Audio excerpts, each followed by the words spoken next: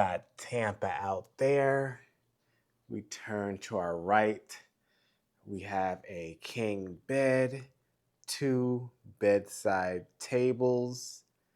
We turn and we see a sleeper couch, an ottoman, and a little table. This is the modern style Hyatt Place.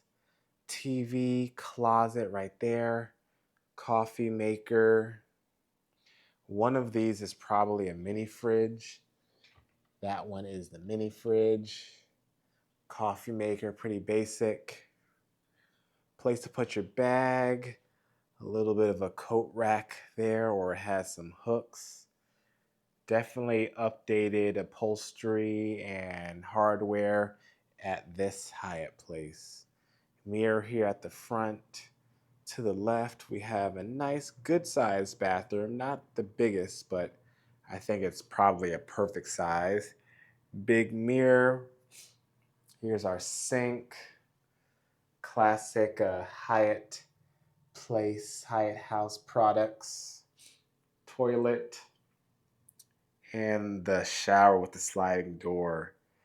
We have some cool wallpaper. We have those same products as well. Here is our shower head. And folks, this is the room.